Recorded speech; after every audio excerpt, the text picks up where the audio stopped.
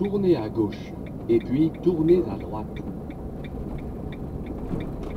J'ai quitté Blagaï, le camping, pour aller rejoindre un spot nature. Et sur la route, qu'est-ce que je vois? Je vois ça.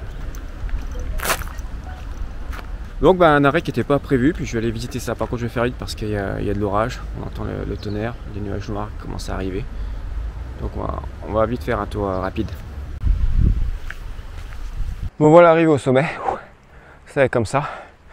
Ouais, avec le fourgon, ça n'aurait pas pu le faire. Quand j'aurais pu me garer un peu plus dans le centre, il y avait des places. Donc voilà, c'est une des forteresses qui gardait une vallée étroite. Entre parenthèses, cette ville est assez bizarre, il y a beaucoup de ruines. Je pense que dans les années 90, pendant la guerre, il y a eu pas mal de combats ici entre bosniaques et croates. Il y a pas mal d'impact sur les murs et beaucoup de maisons n'ont pas été rénovées. Je vous montre un peu ça. Bon, ici avec le grand angle, évidemment, on voit pas trop. C'est vraiment une ambiance assez bizarre. Et j'imagine que déjà au Moyen-Âge, cette forteresse date du Moyen-Âge, elle servait à garder la vallée, le passage entre la Bosnie et la Croatie. Derrière moi, vous avez une carte avec toutes les grandes forteresses du Moyen-Âge. Et ici, nous sommes à celle de Stolac. Vous remarquez ici que ça, c'est en Croatie.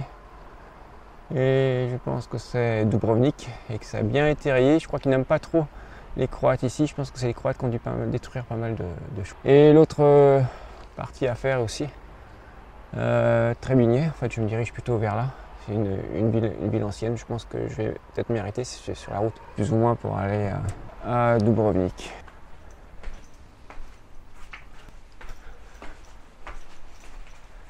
C'est vraiment une grosse forteresse. Et bon, il reste que des ruines, c'est dommage. C'est quand même un site très grand. Il n'y a absolument personne, ni touristes, ni personne qui garde le site. Je suis tout seul. Pourtant, il y avait 3 bus, mais je ne sais pas si c'est des bus de touristes en bas. Même si ça ne s'entend pas, moi j'entends le tonnerre. J'espère que ça ne va pas me tomber dessus. J'aime pas trop les orages. Bon, ça a l'air plutôt un peu plus par là-bas. Mais on va faire vite quand même. Bon voilà, arrivé au sommet avec cette grande croix derrière moi. Je vous montre à quoi ça ressemble. Malheureusement, je dois vraiment faire vite, c'est bien dommage. Je vous montre aussi la vue d'ici. Et en fait, il y a 3 vallées qui se rejoignent juste en dessous. Là, c'est une autre. Là, derrière. Et puis ici, je monte là-haut. On va voir la vue sur celle que je vais suivre.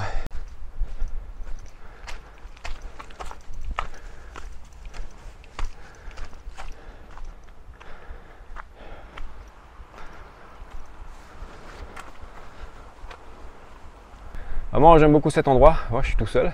Il est calme, très beau point de vue, mais bon, l'orage qui approche. Il y a le fourgon qui est tout seul en bas, ça j'aime pas trop le laisser tout seul. Même si c'est pas très risqué ici, je pense, mais quand même. Donc on va se dépêcher de redescendre avant qu'un malheur n'arrive. Et voilà la 3e vallée par laquelle je suis arrivé. Là-bas. Et moi, je tourne là. En fait, là en bas, on voit peut-être les bus et à côté, il devrait y avoir le fourgon, mais caché par les arbres.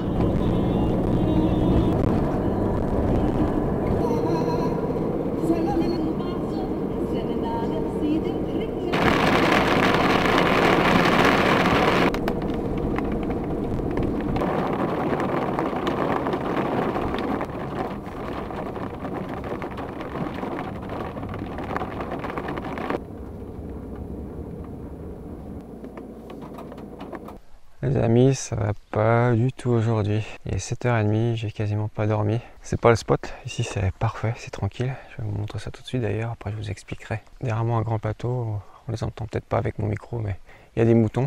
Là-bas c'est un chemin qui mène vers une grotte. Et là-bas, derrière le bâtiment, c'est des toilettes. Puis là c'est le parking, où il n'y a absolument personne. De ce point de vue-là, j'ai pas été dérangé. Sinon c'est le parking en fait, bon, soit de la grotte, soit du monastère qu'il y a juste au-dessus de moi, que je pense que je vais aller visiter aujourd'hui. Donc j'ai passé la nuit tout seul ici, dans ce calme, face à ce paysage magnifique. Là j'entends les clochettes des moutons.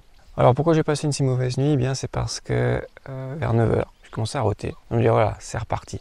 Ça m'est arrivé, si vous suivez les vidéos, en février, mars, à plusieurs reprises. Ça avait commencé en Italie. À l'époque je pensais que c'était la nourriture, mais après, comme ça arrive plusieurs fois, j'ai essayé de trouver le point commun, ce qui pouvait provoquer ça, parce que ça empêche de dormir, quoi. Toute la nuit. Et pour que l'air puisse sortir, il faut régulièrement s'asseoir, sortir du lit, le lit qui est bien en hauteur dans le fourgon, toutes les 5 minutes, quoi. Toutes les 5 minutes, et ça fait un mal au ventre, pas possible. Et au bout d'un moment, au bout de plusieurs heures, ben, ça fait mal aussi ici, parce qu'à force de roter. Alors je me disais qu'il y avait des bactéries quelque part. Et en fait, c'était pas la nourriture et je pense que j'ai trouvé la cause, c'est qu'à l'époque, je buvais l'eau de la cuve. Parce que dedans, j'ai une lampe ultraviolet UV qui est supposée tuer les bactéries, microbes, je sais quoi encore. Sauf que à cette époque, ben, j'utilisais pas le fourgon tous les jours et que l'eau restait quand même stagnée dans les canalisations. Donc même s'il faisait pas très chaud, c'est pour ça que je trouvais ça bizarre, février-mars. Il faisait pas très chaud, mais quand même, je pense que des bactéries avaient dû se développer dedans. Donc depuis, j'ai arrêté de boire l'eau de la cuve, puis j'achète des bouteilles. Et là, rebelote. Alors j'ai pas compris parce que l'eau que j'avais dans mes bouteilles, c'est l'eau que j'ai remplie hier dans le camping. Et ils m'ont dit que les propriétaires que l'eau était potable. Puis j'ai mis tout de suite dans le frigo. Alors ce qui n'était pas si potable que ça. Après, au milieu de la nuit, je me suis levé parce que j'ai senti que ça montait, pas que de l'air cette fois. Et j'ai tout vomi ce que j'avais mangé hier. Bon après ça allait un peu mieux. J'ai pu dormir à 5-10 minutes dormir, me réveiller pour ôter 5-10 minutes dormir. Alors pendant 1 heure ou 2, j'ai pu un peu dormir. Et je vois pas du tout ce que j'ai pu manger hier. Hier, j'ai rien mangé de spécial. C'est une nourriture que j'avais, du riz, des pâtes. Le soir avec les pâtes, une sorte de fromage du genre parmesan quoi, pour les pâtes, que j'avais ouvert un jour plus tôt. Est-ce que c'était ce que j'ai mangé le jour d'avant qui m'avait apporté les propriétaires, notamment je pense à la viande, du barbecue, mais enfin 30 heures après, est-ce que ça provoque ça? Alors je sais pas. Bon, en tout cas ce que j'ai fait, on sait jamais, hein, mes bouteilles d'eau, je les ai vidées dans la cuve cette fois. Et je les ai remplies, j'avais un petit bidon d'eau que j'avais acheté dans le supermarché de 5 litres je pense. Je suis rempli avec cette eau-là. Bon, je sais pas si c'était ça la cause. Bah ça arrive, hein. C'est pas agréable. Je vais peut-être essayer de dormir encore un peu ce matin, je sais pas. J'ai même pas trop faim. Je me pèse tous les jours, j'ai perdu 1,5 kg par rapport à hier. Donc, hier, je trouvais bizarre donc c'est que j'ai peut-être pas digéré en fait les choses d'avant hier, je sais pas. Enfin bon, peu importe mes ennuis gastriques. Donc aujourd'hui, je vais ce matin, tant qu'il fait pas trop chaud, me consacrer aux vidéos. Cet après-midi, j'irai voir là-haut le monastère. Je pense que je serai reposé un peu parce que là, j'ai pas eu envie de bouger. Et puis en fin d'après-midi, je suis à une soixantaine de kilomètres de Dubrovnik, je suis encore en Bosnie. Donc on va passer la frontière, c'est vraiment une petite route de montagne. Pour venir ici, hier, le voyage n'a pas été toujours facile. Bon déjà, ici, l'endroit où je suis, c'est pas celui que j'avais choisi. À l'origine, j'avais choisi un 3 km plus haut. Mais ça me plaisait pas parce qu'il est vraiment au bord de la route. Et puis surtout, c'était une aire de pique-nique qui était en train d'être rénovée, en tout cas qui était en travaux. C'était dimanche, il y avait une pelleteuse, mais il n'y avait personne. Puis il y avait un truc, une sorte de préfabriqué pour les ouvriers, donc j'ai passé la nuit là, ils vont venir me mater. Donc finalement je regrette pas parce que c'est bien mieux ici. C'est complètement caché de la route cet endroit. Les toiles juste à côté, du coup j'ai pu vider la cassette parce que tout ce que j'ai vidé dedans assez vite rempli cette nuit. Normalement je pensais faire 3-4 jours avec la cassette et la vider sur l'autoroute en Italie. Non. Et ouais, et sauf que bon, pour arriver là, ça n'a pas été facile. Donc après la forteresse que j'ai visitée, quelques kilomètres après, je me suis retrouvé encore en République serbe de Bosnie. Et d'un seul coup, la route complètement chaotique, plein de trous partout, une petite route de montagne. Après, des flaques d'eau partout, il y a eu l'orage juste avant, donc il y a eu des coulées de boue, et les flaques d'eau, on ne voyait plus les trous, donc je m'en suis pris quelques-uns. Après l'orage, boum, est arrivé sur moi. À un moment, j'ai même trouvé des vaches sur la route, de jolies vaches. Et bon, finalement, je suis arrivé ici. Puisque c'est mon dernier jour, j'ai passé normalement ma dernière nuit, mon dernier jour en Bosnie, c'est peut-être aussi le moment du bilan. Parce que ce que je dois dire, pour la première chose, j'ai eu pas mal de surprises. La première chose, c'est évidemment les gens. À quel point ils étaient chaleureux, toujours prêts à aider des gens quand j'ai eu des galères, qui sont venus m'aider, qui ne me connaissaient pas du tout, qui sont juste arrêtés. Et tous, c'était vraiment très gentil, tous les Bosniaques. Et les seuls avec qui j'ai eu un problème, c'était un Tchèque, plus ou moins Tchèque. Donc vraiment, les gens sont super ici. Autre surprise, surprise. J'avais pas vraiment de surprise parce que je m'étais renseigné un peu avant. Mais c'est au niveau de la sécurité, il n'y a vraiment pas de problème ici. C'était une de mes craintes. Bosnie, il y a eu la guerre, il n'y a pas si longtemps que ça, il y a 30 ans et tout. Mais vraiment, on est plus en sécurité ici, à mon avis, ici qu'en France, ou qu'en Italie d'ailleurs, où je vais passer sans doute quelques jours. Ensuite, la Bosnie, c'est des paysages de montagne, des paysages vraiment magnifiques. Même s'il n'y a pas grand chose à visiter au niveau des monuments, mais rien que le fait de rouler dans ces petites routes de montagne, ne sont pas toujours super agréables, certes, mais avec vraiment des paysages à perte de vue, des hauts plateaux, ces petites montagnes. Le voyage lui-même, comme on dit, c'est la destination, quoi. C'est vraiment très beau. Et, autre chose qui m'a surpris aussi, là je ne m'attendais pas du tout, c'est qu'il n'y a pas eu de réconciliation après la guerre. J'étais surpris de voir en République serbe les drapeaux serbes, en Herzégovine c'est un drapeau croate. Donc au lieu d'afficher le drapeau du pays, on affiche le drapeau d'un pays voisin à laquelle on voudrait bien appartenir. Et donc moi évidemment je me disais c'est dommage que la Bosnie-Herzégovine ne soit pas dans l'Union Européenne, mais je pense qu'effectivement tant que ces problèmes ne sont pas réglés. Et aussi ça m'a aussi surpris, par exemple les noms des villes, quand on entend sur la route, vous avez le nom de la ville est écrit avec l'alphabet latin en Bosnie ou Herzégovine, et en République serbe il est écrit en serbe. Ça m'est arrivé plusieurs fois de voir l'inscription serbe qui était rayée ou au contraire en latin. Donc vraiment je crois qu'il y a pas mal de haine entre les deux peuples, parce que c'est compréhensible ce que les Serbes ont fait.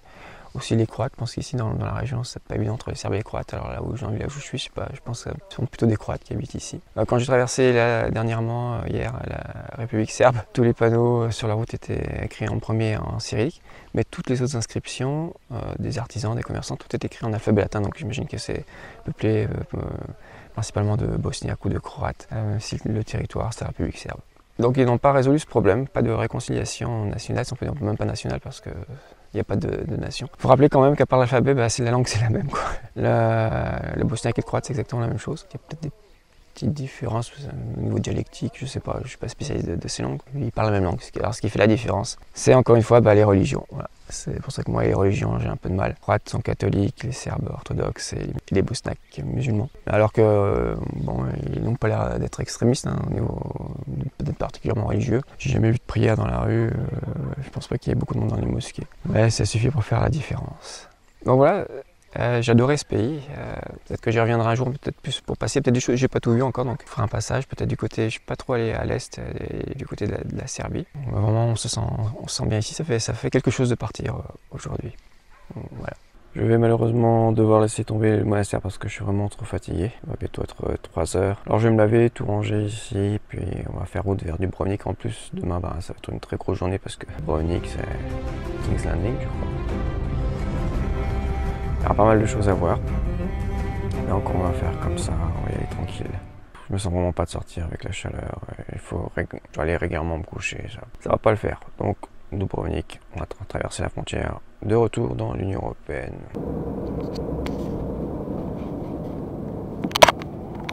Continuez tout droit.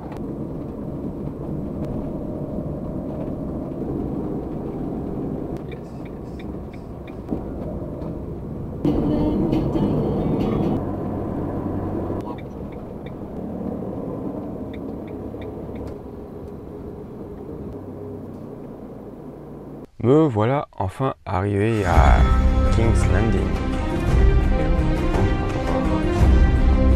Bon ok, c'est Dubrovnik.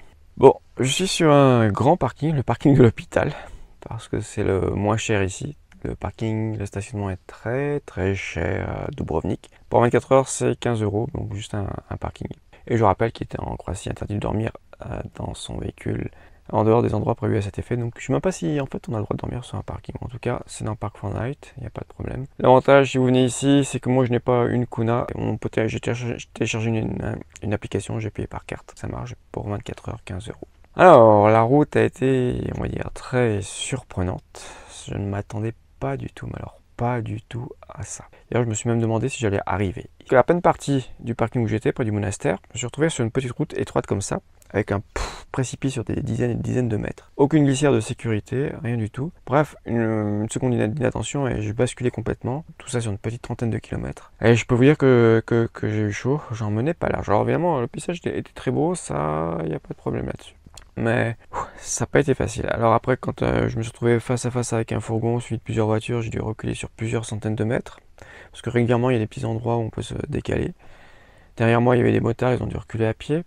À un moment, je me suis retrouvé aussi au milieu d'un troupeau de chevaux, en liberté sur la route. Je suis arrivé à passer quand même. Plus dur, c'était un étalon qui voulait pas se bouger, j'avais peur qu'il me donne un coup de pied dans le fourgon. Enfin, je suis passé. Et la surprise, par contre, ça c'était une bonne surprise, c'était le poste frontière. Parce que déjà, en partant, je me demandais si le GPS s'était pas planté, c'était vraiment là, parce que c'était vraiment une petite route en très mauvais état de montagne. Je me disais, c'est pas possible, est-ce qu'il y a vraiment un poste frontière? J'ai été tout seul. Et puis après j'ai vu dans l'autre sens il y avait des voitures, tout est matriculé à l'étranger, que ce soit des Croates ou des Allemands, ou qui m'ont doublé, plutôt que j'ai laissé passer pour qu'ils puissent me doubler. Je rappelle que les Bosniaques ont besoin de visa pour sortir dans l'Union Européenne. Donc sur cette route il y avait des étrangers, donc ça m'a assuré, je me suis dit bon, il va vraiment y avoir ce poste frontière. Et effectivement il était là le poste frontière. C'était très spécial. Il y avait une petite cabine au milieu de la route avec un Bosniaque dedans qui a regardez mon passeport, il m'a demandé la carte grise du truc. Après, je suis passé et 3 mètres plus loin, une autre cabine avec un Croate. Alors, je sais pas si c'était un policier ou un douanier. Bah, il m'a juste demandé mon passeport, puis je suis passé. Il y avait personne évidemment sur la route, il n'y avait jamais personne qui passe. Chacun, le Bosniaque et le Croate, ils font en fait les deux côtés. Et donc il y a quasiment personne qui passe sur cette route. Donc je conseille, je me souviens quand j'avais attendu plus d'une heure à l'aller, c'était une grande route. Ah non, je suis passé tout de suite. Sans aucun problème. Bon, puis après, donc on a continué encore même du côté croate sur cette petite route. Et bon, après, on est arrivé dans la vallée et j'ai rejoint la grande route qui longe le bord de mer, donc par le nord. Très beau paysage, l'Adriatique, tout le long de la mer Adriatique, jusqu'à Dubrovnik, pour arriver sur ce parking que j'ai choisi. 3 bons kilomètres du centre de la vieille ville, donc demain je vais sortir encore une fois le vélo. Je vais tout prendre parce que évidemment c'est pas vraiment surveillé ici et ça va faire lourd dans le sac. Je vais laisser l'appareil photo quand même. L'appareil photo qui m'a quand même coûté quasiment 1000 €. Je vais quand même prendre au moins l'ordinateur et la caméra évidemment avec laquelle je filme, le matériel audio, le modem routeur qui coûte très cher aussi. Voilà, en cas d'effraction, ça limitera les dégâts. Donc je suis pas tranquille, c'est la première fois que je laisse le fourgon dans une ville, un endroit pas surveillé. Et maintenant pour terminer, le coup de gueule contre Free. Vous vous souvenez quand je suis arrivé en Bosnie à la frontière, en 1 heure, 60 €. Paf. Et donc ils m'ont tout coupé. J'ai payé tout de suite pour réactiver. J'avais pas fait attention en Bosnie particulièrement. J'ai rien reçu, pas d'appel, pas de SMS, rien. De toute façon j'avais coupé les données, je m'en sers de cette carte SIM pour les données. Puis là je rallume les données en Croatie. Rien. J'essaye de choisir l'opérateur manuellement, tous interdits. Autrement dit, ces cons-là, ils m'ont pas réactivé mon numéro. Ils ont bien prélevé, les 20 €, ça ils les ont bien prélevés, mais pour un truc qui est désactivé. Et donc j'ai contacté le service client, évidemment ça fait 3 ou 4 heures, pas de réponse. Entre parenthèses, pour les 60 €, j'avais fait une réclamation que j'ai envoyée, ils m'ont répondu que non, j'avais qu'à lire, en gros, j'étais un couillon, j'avais qu'à lire là, au milieu de 60 documents, celui-là où c'était écrit que blablabla. Donc je suis vraiment pas content de Free, de son service client, soit pour l'assistance, pour les réclamations. C'est pas possible de prendre de l'argent comme ça aux gens pour un service qui est désactivé. On ne répond pas non plus, j'ai écrit en fin d'après-midi, c'était pas non plus en plein milieu de la nuit, on m'a pas répondu. Et le problème, c'est que là on est lundi soir et mercredi matin, j'ai un entretien d'embauche en visioconférence. Et heureusement que j'ai une deuxième carte SIM quand même, parce que pour la navigation, et pas pour payer le parking aussi, si j'avais besoin d'internet, heureusement, mais celle-là j'ai que 2 gigas, il me reste plus que 1,5 giga de libre. Donc pour la visioconférence, ça va être un peu juste après-demain. Alors j'espère que ces cons-là de Free vont me réactiver le truc, parce que d'après ce qu'on peut lire, quand on veut activer le roaming, tout ça, il faut le faire avant de partir. Là moi, je leur ai jamais demandé de désactiver, ils l'ont désactivé tout seul, donc ils ont intérêt de me le réactiver. Une chose est sûre, je suis vraiment pas content de Free, donc je vais changer d'opérateur, je vais payer un peu plus cher, mais alors que des raisons pour ne pas prendre Free. Si vous voyagez beaucoup à l'étranger, souvent il a des contrats avec des opérateurs qui ont très peu de réseau. J'ai vraiment eu du mal à me connecter déjà quand j'étais en Croatie dans le camping, il fallait que je mette le téléphone en haut du camping-car. Et ensuite ils vous font des coups comme ça, ils vous avertissent pas, et quand vous avez besoin de quelque chose, le service client est aux abonnés absents. Donc pour moi Free c'est terminé. Je préfère payer un peu plus et avoir quelque chose qui fonctionne au lieu de payer 20 € pour un truc qui fonctionne pas. Ça c'était mon coup de gueule pour Free. Je dis Free, c'est de la merde, le service client de Free c'est de la merde. Il n'y a pas de diffamation, je dis ça d'après mon expérience personnelle. Voilà. Donc j'espère que demain ils vont me débloquer ça, sinon ça va m'énerver, ça va mal se passer. En fait la seule chose que je peux faire, ça va être bloquer ma carte pour pas qu'ils me prélèvent encore 20 € à la prochaine date. Bref.